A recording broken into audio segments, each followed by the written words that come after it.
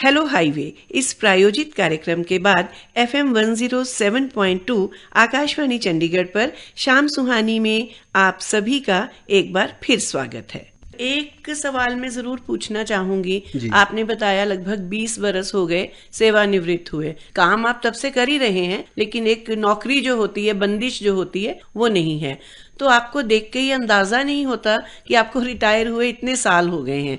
तो अपनी फिटनेस के लिए कुछ खास प्रयत्न करते हैं? जहाँ तक फिटनेस का सवाल है, शुरू से ही जब मैं पैदा हुआ था तो मुझे मेरे चाचा जी कहते थे कि यार तुम तो ग्लूकोज के बने हुए इतने कमज़ोर हो। अच्छा। तो शायद शुरू से ही मैं एक काफ़ी कॉन्शियस था और मैंने अपनी लाइफ स्टाइल को बड़ा सिस्टमेटिक रखा है। और अभी भी जबकि मैं करीब 79 साल का हो गया हूँ, तो मेरी लाइफ स्टाइल मैंने हमेशा अपने ध्यान में रखी है। खाने का बहुत कंट्रोल रखा है और रोज़ कम से कम आधा घंटा या मैं सुबह वॉक लेता हूँ, या ट्रेडमिल करता हूँ, या योगा करता हूँ, या फिर गैलरी में बैठ के खुली हवा का ही सेवन करता हूँ। जी जी। और इन्हीं बातों से, और जहाँ कोई ऐसा लगता है कि मुझे कोई प्रॉब्लम है तो मेडिकल चेकअप उसको फ़ौरन करवाता हूँ। तो शायद हो सकता है, और आगे फिर ये ईश्वर की आज्ञा है, उसने जितनी सांसें लिखी हैं उतनी मुझे पूरी करना ही है, चाहे मैं रोज ही रोज इसको डेबिट करता जा रहा हूँ।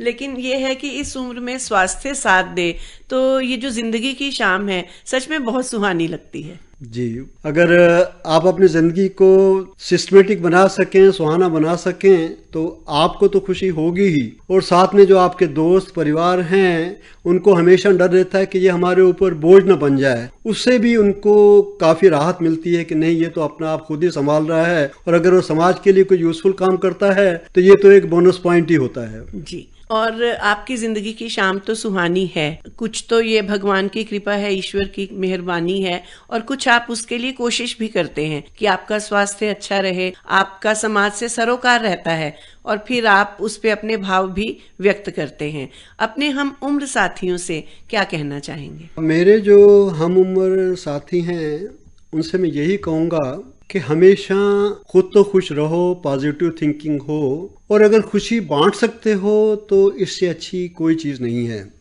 आप ये ना सोचे कि मैं लोगों को किस तरह से खुशियाँ दे सकता हूँ। छोटी छोटी बातों से आप उनको खुशियाँ दे सकते हैं, जिससे उनको खुशी मिले। उनको खुशी देखकर आपको भी खुशी होगी, और दूसरों की खुशी में है आप अपनी खुशी को ढूंढिए, तो उसमें आपका भी भला होगा, समाज का भी भला होगा, जो आपके साथ हैं उनका भी भला होगा। और दूसरी चीज़, अपने ईगो को कंट्रोल करिए। जब आप रिटायर हो जाते हैं तो नेचुरली आपका वो जो इम्पोर्टेंस उस समय होता है, जो कुर्सी की बदौलत होता है या आपकी एनर्जी की बदौलत होता है, उसमें फ़र्क पड़ जाता है।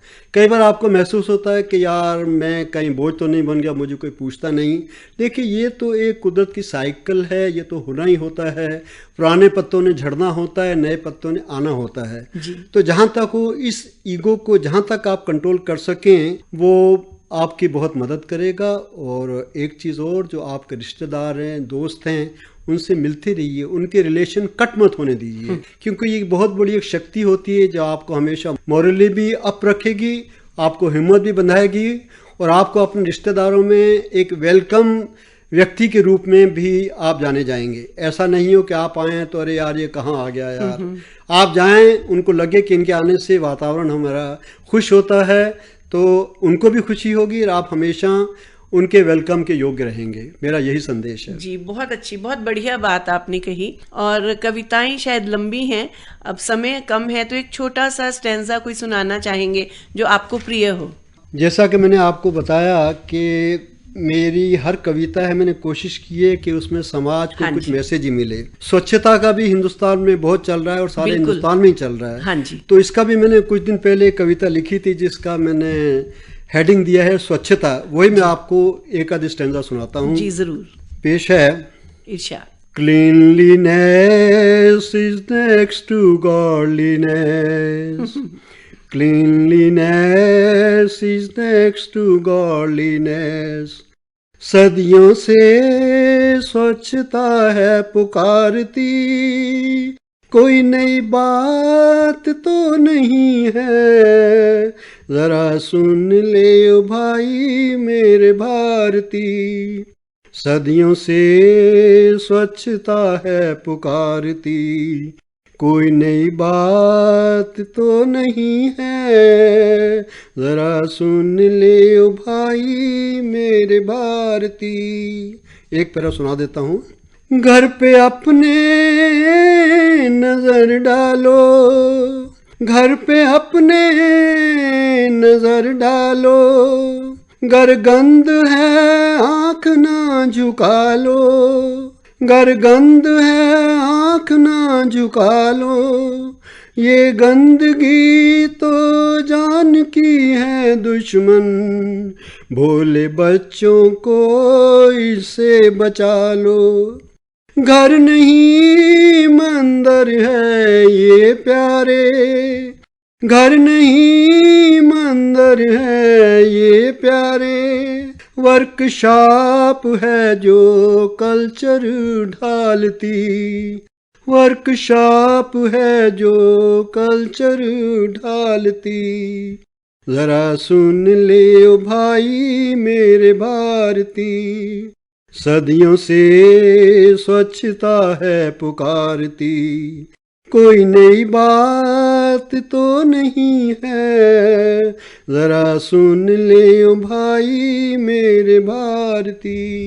बहुत बढ़िया। स्वच्छता अभियान जो आजकल चल रहा है, आपकी कविता का भी उसमें योगदान हो गया। आप कार्यक्रम शाम सुहानी में आए और बहुत शुक्रिया आपका और बहुत सारी शुभकामनाएं। आपका और ऑल इंडिया रेडियो चंडीगढ़ का भी बहुत बहुत धन्यवादी हूँ। जहाँ तक ऑल इंडिया रेडियो चंडीगढ़ का सवाल है, मेरे लिए ये हमेशा ही बहुत ही एक अट्रैक्टिव माध्यम रहा है और मैं इसमें सदा ही हेलो चंडीगढ़, हेलो हाईवे, शाम सुहानी, जिसको सुनकर मुझे कई लोगों के तजर्बे सुनाई देते हैं, उनसे मैं भी कई चीज़ें सीखता हूँ। और फिर रात को जो 10:30 बजे जो पंजाबी के कुछ गाने आते हैं, ये मैं कोशिश करता हूँ कि जहाँ मौका मिलता है मैं इनको सुनूँ। और कनाडा में भी मैं कोशिश करता था कि इनको सुनता रहूँ। है मेरे प्यारे वतन, है मेरे बिछड़े चमन, तुझ पे दिल कुर्बान, तू ही मेरी आरज़ू, तू ही मेरी आबरू, तू ही मेरी जान। है मेरे प्यारे वतन, है मेरे बिछड़े चमन, तुझ पे दिल कुर्बान।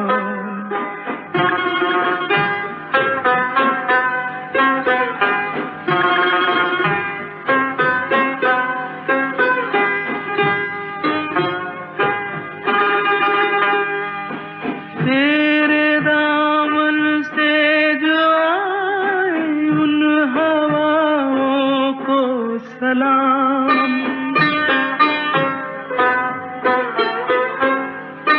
तेरे दामन से जो आए उन हवाओं को सलाम, चूम लूं मैं उस जुबां को जिस पे आए तेरा नाम, सबसे प्यारी सुबह तेरी, सबसे रंगी तेरी शाम, तुझ पे दिल कुर्बान, तू ही मेरी आरज़ू, तू ही मेरी आबरू, तू ही मेरी जान।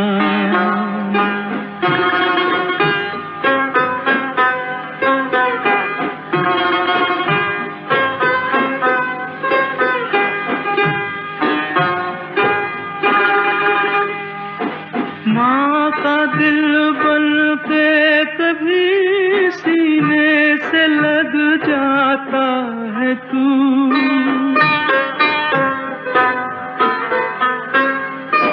माँ का दिल बन के कभी सीने से लग जाता है तू, और कभी नन्ही सी बेटी बन के याद आता है तू, जितना याद आता है मुझको उतना तड़पाता है तू, तुझ पे दिल कुर्बान, तू ही मेरी आरज़ू, तू ही मेरी आबरू, तू ही मेरी जान।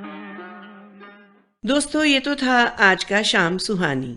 आज हमारे हमराह थे वरिष्ठ नागरिक श्री दर्शन बेद। कार्यक्रम की रिकॉर्डिंग की हमारे साथी सरवण सिंह ने और तकनीकी सहयोग दिया अरुण बावा ने। कार्यक्रम शाम सुहानी के प्रोड्यूसर हैं उमेश कश्यप। नीना बहल को दीजिए अब इजाजत। नमस्कार। के इशारे मिल गए, बिछड़े थे किनारे मिल गए।